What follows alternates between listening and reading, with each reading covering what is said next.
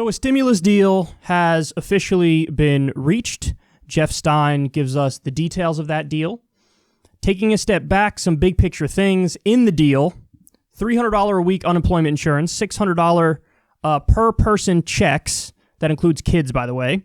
$284 billion in PPP, $82 billion for schools, $27 billion for transit, $25 billion for rental money and eviction moratorium, $13 billion for hunger, vaccine distribution money, surprise billing legislation, $10 billion for childcare. And then out of the deal is retroactive unemployment insurance. Unemployment insurance of $600 per week, backdated to the spring and summer. Checks for immigrants and adult dependents. Direct aid for state and local governments. Democrats had asked for $1 trillion of that. That's out.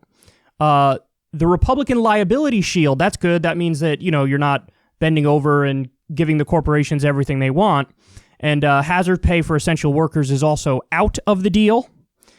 Now, let me show you one more thing here. I think this is interesting. The White House has secured tax breaks for corporate meal expenses, a.k.a. the 3 martini deduction, in draft of emergency economic relief package per officials. Dems agreed to it in exchange for larger earned income and child tax credit, aide says. And then there's also this deduction called the double dip deduction, and that's corporations can claim $1 million in PPP reimbursements to apply that money as a deduction on their tax returns. So reducing taxable income by $1 million. So if you're a big corporation, you took a PPP loan of, let's say, $20 million, you can then deduct $20 million on your taxes. That one's also kind of BS. So the 3 martini deduction and the double dip deduction, those are the worst parts of this legislation. Thank God there's no liability shield in there, because that was honestly a non-starter. I think you would have to instantly vote against it if there was a liability shield in there, or it would be very difficult to sweeten up the deal enough in other ways to make it passable with the liability shield. But there you have it. I mean, it was looking there for a while, like the Manchin-Romney deal or Manchin-McConnell deal. It was looking there for a while like they were going to pass legislation that had no stimulus checks in it. A stimulus deal with no stimulus checks, which would have been an abysmal disaster. Again, if I was in the Senate, I would have instantly voted against that. No doubt about it. Stimulus deal without stimulus checks. Are you kidding me? The extreme pain and hurt that's out there in the country right now. So here's the interesting thing. And I really do think this is tough, man. I do. I asked you guys. I polled you guys. Who's in favor of this deal? I put the details of the deal, plagiarized, of course, from the great Jeff Stein's tweet, because Jeff Stein is the man, and he does such a wonderful job as a journalist following this stuff and telling everybody what's going on.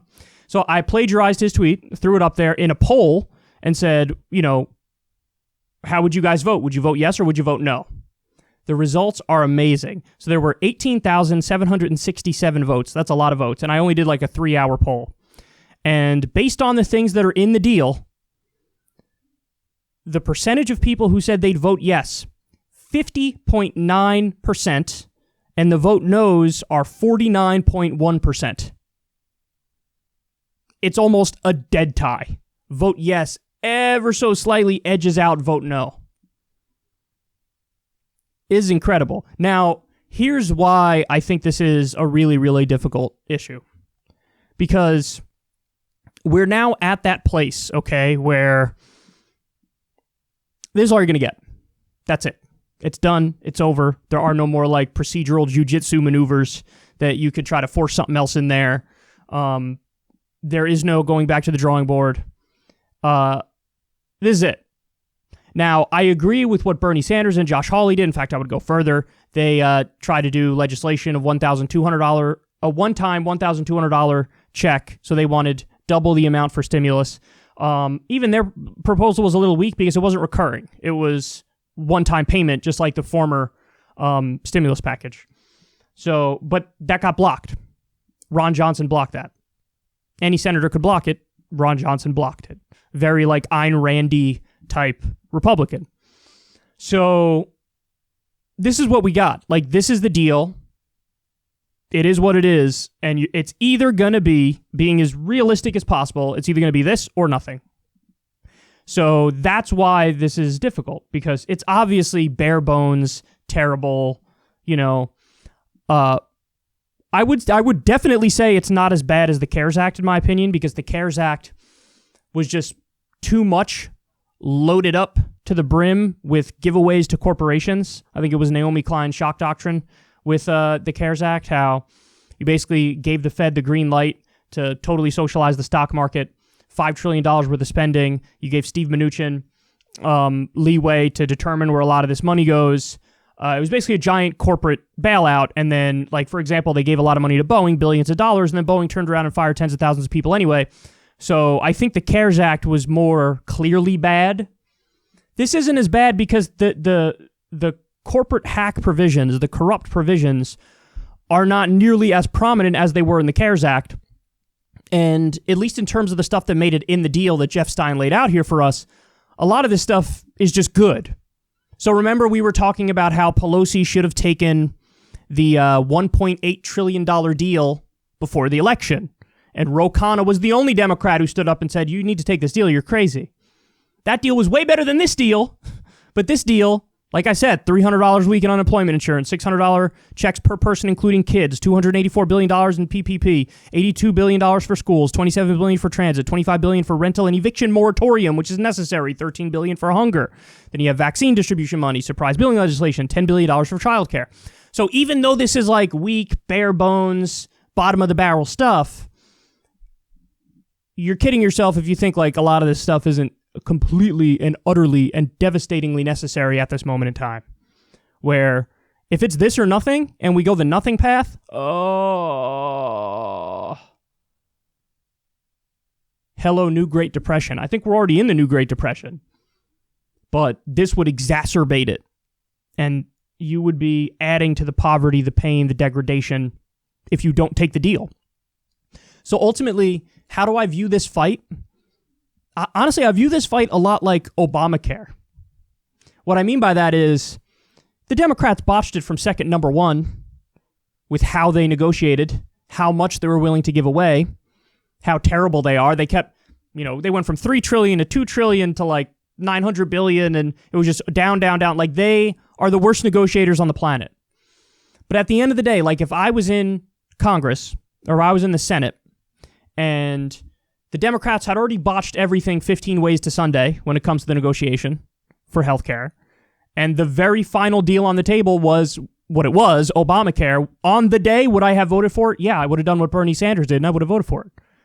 Even though nobody questions whether or not Bernie Sanders is in favor of Medicare for all or not. Of course he is. Most obvious thing in the world. He talks about it relentlessly. But when the whole process is done, and they botched it from second number one, but this is where you are now, what are you going to do? What are you going to do? Because it is true that even though that was a Republican reform, it was Mitt Romney's idea, it was Chuck Grassley's idea, it was a Heritage Foundation idea, our healthcare system was so bad that, of course, that made it better. Of course, that improved it. That only improved it 10% of how much it needed to be improved. But at the time, what are you going to do? You have no outs. They checkmated you.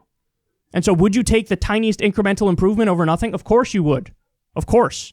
So I would have voted for Obamacare if I was a senator on the day and they were like, listen, it's literally this or nothing. Yeah, of course I take it. Of course. And I feel very similar to this. So in other words, I lean ever so slightly in the direction of the majority of you guys. I'm with the 50.9%, and then I'm leaning in favor of voting for it.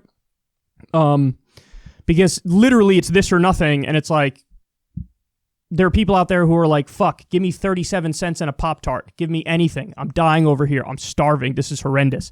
So really, the problem is with leadership. The problem is with Democrats giving away the farm from the very beginning and having no idea what they're doing. And by the way, how correct, not to brag, even though that's what I'm going to do, I was proven exactly right when I was screaming to take the deal, to take the previous deal, the $1.8 trillion deal. And I really think that the reason Pelosi didn't take it is because she was afraid that that would give people the economic benefits that they needed before the election, and then it could have swung the election to Trump. I really think that was her concern. So she was like, I'll let people suffer to try to guarantee that Biden wins. I really think that was her concern. And which was stupid in a number of ways, because I don't think it would have given all the benefits before the election at all. So I think Biden probably still would have won.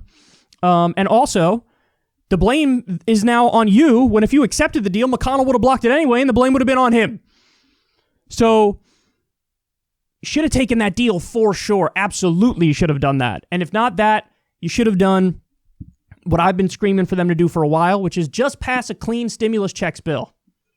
$1,200 for the remainder of the COVID crisis every month. Pass standalone legislation like that through the House, then you pressure the hell out of the Senate, you pressure the hell out of McConnell, you pressure the hell out of Trump. Trump was actually on board for up to $2,000 checks. He would have been for that legislation. So if you organize properly, you pass the standalone stimulus checks bill. That's the way you play politics, and that's the way you probably win. You could have potentially won on that policy. You really could have done it. And even if you say, okay, well, that's going to get whittled down. Okay, then you settle on $1,000 a month for everybody for the remainder of the crisis. That's still solid. That's still really good. That's Andrew Yang's idea of universal basic income, $1,000 a month. That's what I would have done. Now, they didn't do any of this, right? So at the end of the day, if you're an elected Democrat and you're not in leadership and it comes down to this or literally nothing, they got your arm twisted in the same way that your arm was twisted under Obamacare. You know the negotiations are over. You're not going to get single payer at that point in 2009, 2010. So what are you going to do? This or nothing. Okay, well, I guess having 10 to 20 million more people get health care is good, even though we need 40 million more people to get health care. So that's why it's a tough decision, man. Legislating is hard. It's absolutely hard. Because then if you vote for this, in the next election cycle, what happens? Somebody runs ads against you saying that you're in favor of the 3 martini deduction, right? Somebody runs ads saying you're in favor of the double dip deduction. So you're in favor of these corporate giveaways. Now, if you don't vote for it, then you still get attacked because in the next election, they run ads against you saying you were against giving to $600 per person in the United States. You were against $300 a week unemployment insurance. So you didn't help people in their time of need. There's no winning. There's no winning. Either way, they can attack you. Either way, they're going to run ads. So it's tough, man. But anyway, you guys are split. Now, I think the people who are leaning no, like I get it. I get the people who are leaning no, what they're thinking. They're thinking this is a slap in the face and this is a joke. You want to just give me $600? That's it? And it's been, 9 months? It was 9 months. We got one $1,200 check. Now we're going to get a $600 check. By the way, it's means tested, so it's only for people who make $75,000 a year or less. This is nowhere near enough. You can't pay rent anywhere in the country with just this $600. And people are back on their rent 4 or 5 months. So this is going to do Dickie McGee's act. It's not enough. It's not enough. So the people who want to vote no, they would vote no because they're saying, this is a slap in the face. This is absurd. This isn't anywhere near enough. This is a joke if you think that this is really sufficient. So I get it, man. I get the no votes. I do. But I also get the yes votes because, again, I think this is akin to, like, at the very last minute, the Obamacare decision where Bernie Sanders was even like, yeah, I'm going to vote for that. Although he's not the best bellwether because he also cast some wrong votes. Crime bill, CARES Act, so on and so forth. But I do think this is a tough one, and that's why I think the results are what they are. 50.9% to 49.1%. That's wild.